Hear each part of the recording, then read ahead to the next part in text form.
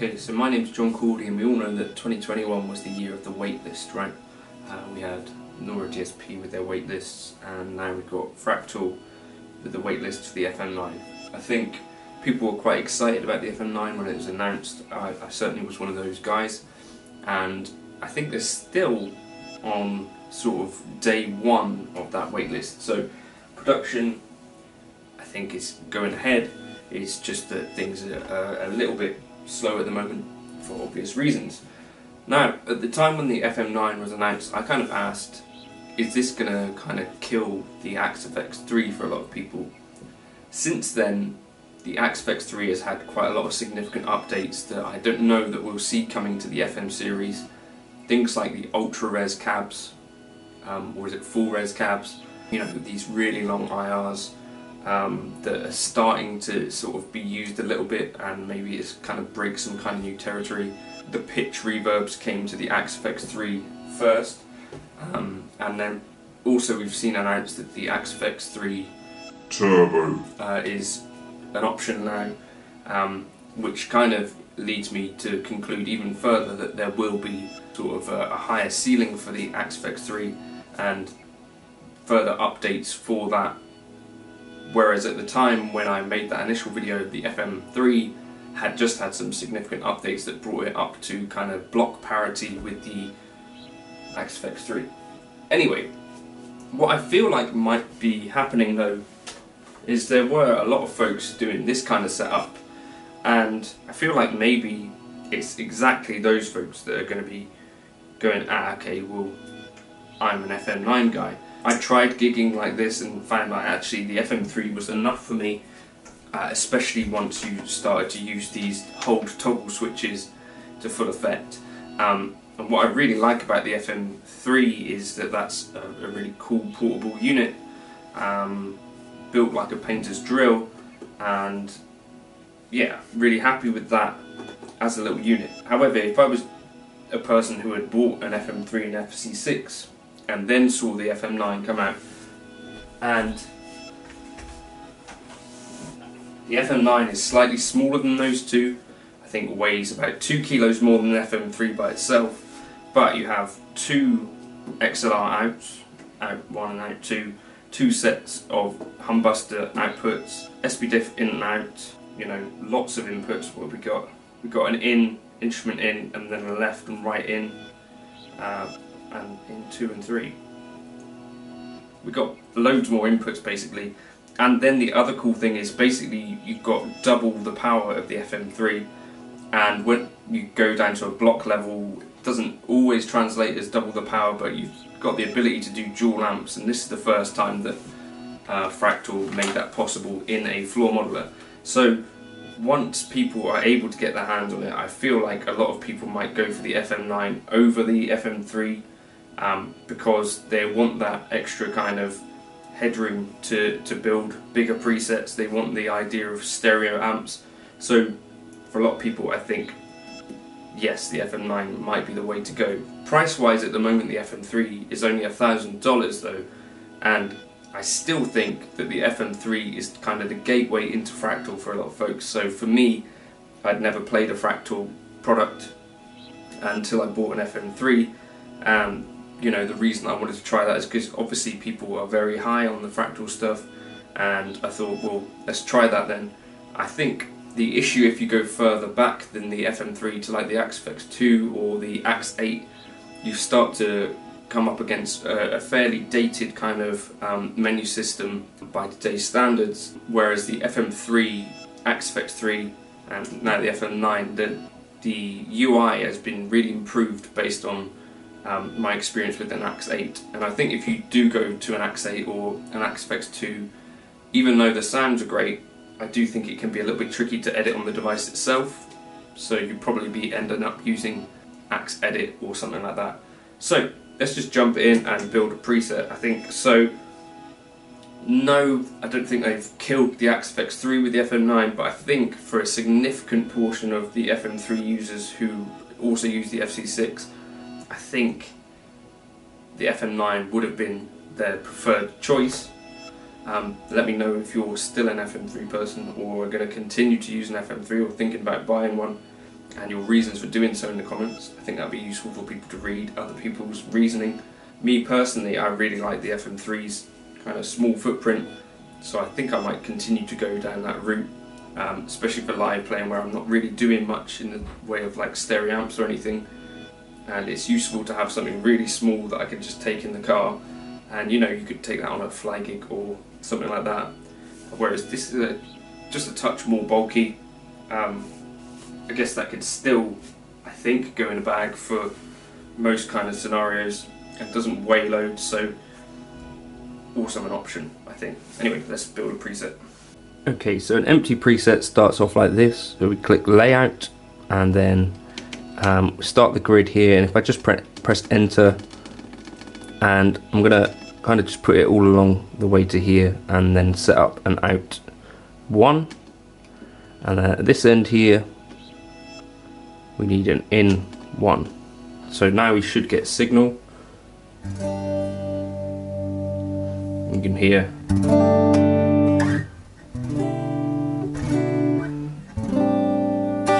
beautiful unadulterated clean signal. So one thing I like is that always on tuner, not like the sometimes off salmon. And what I'm going to do now, so you see I've set up here scene 1, scene 2, scene 5, scene 3, scene 4, these kind of toggles. This was a way that I was running things on the FM3 as well. So we're going to just start off with this, the 2 rock. Okay, and then I'll put a cab here, and I'm going to use legacy cab 103, I think, something like that. Okay, we could have dual cabs as well, but I'm not going to do that for now, just because I might end up doing dual amps. So basically most amps start at this kind of everything at 5 position, which I kind of like as an approach actually. And then at this end here we'll start to put some reverbs and stuff. This is the basic process, and we'll go for my favourite reverb. I think is the Nimbus Stratus.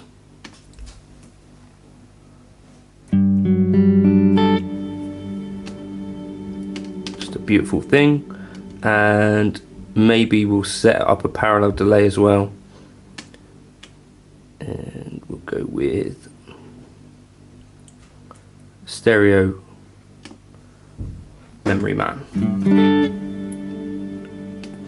And what I'm going to need to do is set up this to be like that, and that's a parallel delay path. So I'm going to set that to fully wet and then control the level here.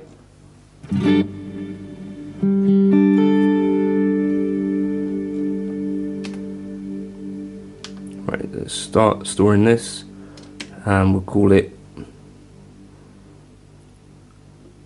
J2,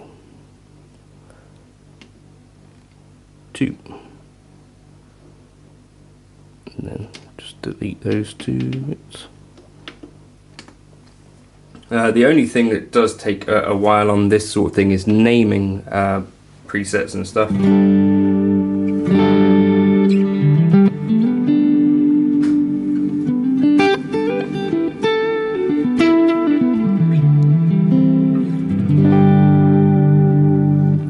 So we could set up scenes. So if I go to scene 6, I'm going to have these still not bypassed, but what I'm also going to do is change the channel of this amp to channel B, and then channel B at the moment is a double verb. I'm going to change this to be something hotter, like a train wreck. Go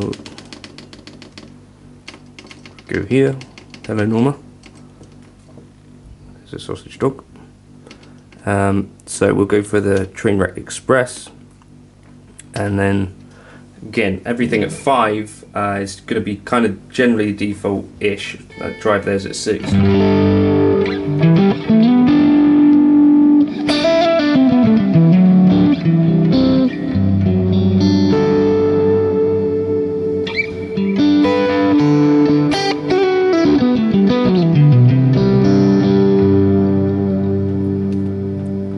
So now we've got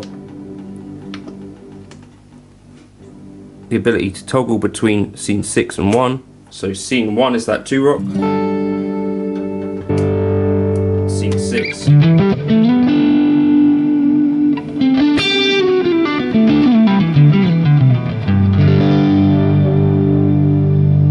is the train wreck. So kind of cool, kind of neat, and sounds pretty good, I think, without too much tweaking. I think that's one of the things about having everything starting at 5 o'clock, is quite a nice neutral position generally, and can yield some really nice results. So we could also, you know, set up these other 2 scenes to do other stuff, and you can also kind of set up these additional buttons over here to do other bits and pieces. So per scene I could have these doing different things. So if I want to switch the delay on and off over here, what I could do is go to foot controller layout, foot controller, enter, then press this foot switch in this easy thing, and I'm going to change the function to be delay 1, and then you'll see that this should bypass that block, which is kind of cool. And then similarly I'm going to do the same for over here, scene 7 and scene 8. I'm going to not use scene 7 and 8, so what I'm going to do is go to controllers again, nope, set up again, controllers, press any foot switch in this easy mode, and this one I'm going to have changed to effects again, and I'm going to have that set to bypass the reverb. It's really powerful, some of this foot switching stuff. Okay, and then scene 8, what I want to do is set this up to be like the looper. We don't have a looper in there at the moment, but that doesn't matter as far as I know. So any foot switch, category, looper.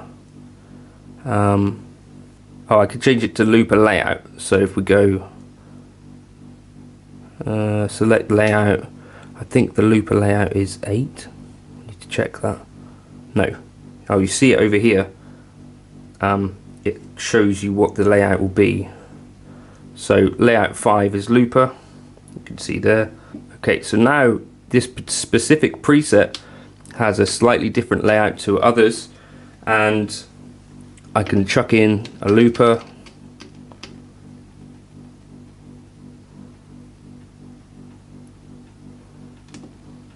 and then I've got control of it over here.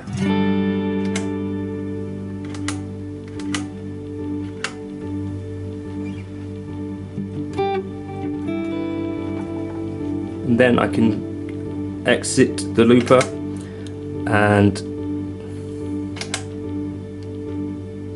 or not, it'll get out of looper. Input 3. Right, well I've broken that layout, so let me see. Oops.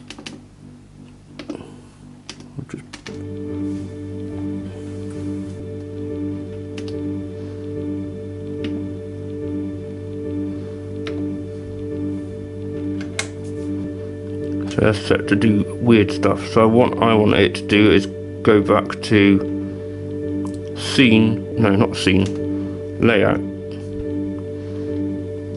and I want it to select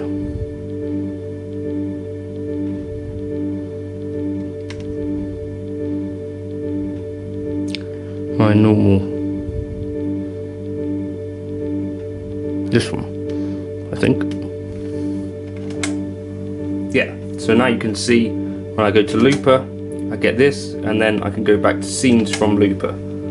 So super powerful and really cool. I press play again, and I can come out of scenes, go to that other.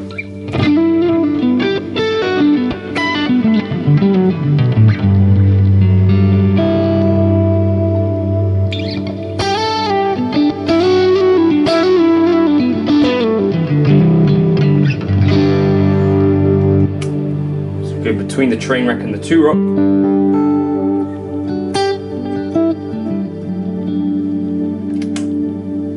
Super fun, super cool, and not crazy difficult to use.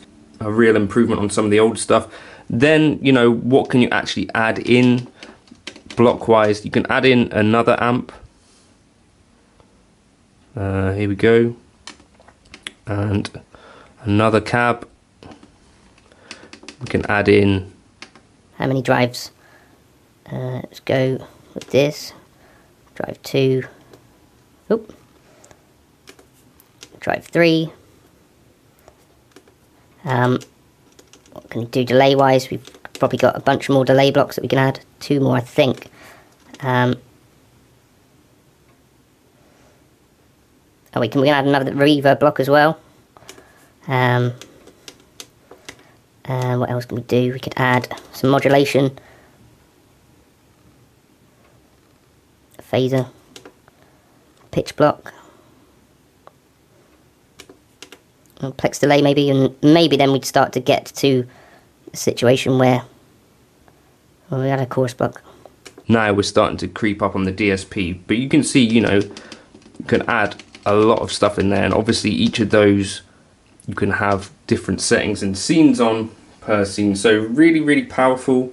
I think certainly as powerful as anything else out there in terms of combinations of effects and stuff, and not crazy difficult to use. I think as well, if you were using the actual FM9 edit, you might find it even easier to use, but that's kind of like a hands-on preset build.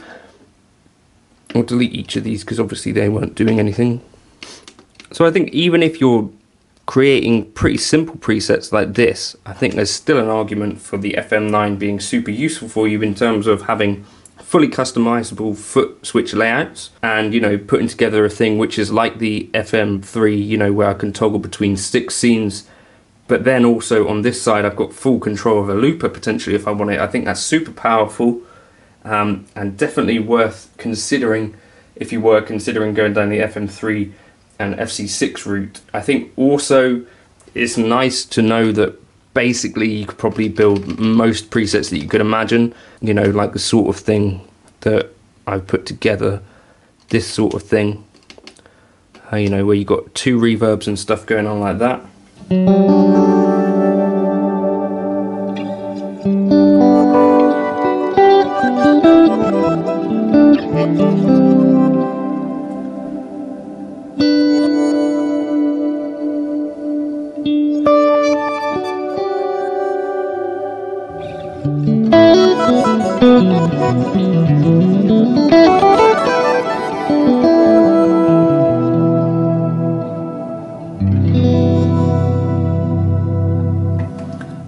Or what else have we got? There's this other one here. This one's a pretty crazy preset, which was based on one of theirs. So dual amps and, you know, a load of other blocks. If we zoom out, you see that's a fairly ridiculous preset.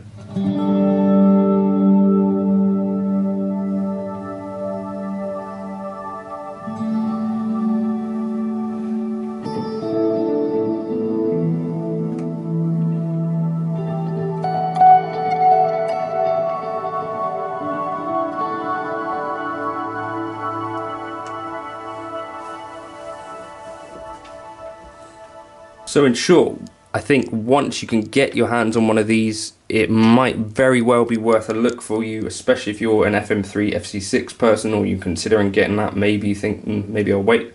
At the same time, $999, which is the price of the FM3 at the moment, I think is a really, really reasonable price to get into the Fractal world and sort of kick the tires a bit and see if you get on with it at all. So not fully killed the FM3, but maybe is gonna, once they get these out and kind of in production and deal with the waiting list, I think could see a lot more FM9s out in the world. I think there's a huge appetite for it. Let me know in the comments if you're one of those folks who's waiting for the FM9. Let me know in the comments if you're a person who's thinking, actually, the FM3 has handled everything I've thrown at it, so I'm not sure I need the extra kind of juice that the FM9 can do.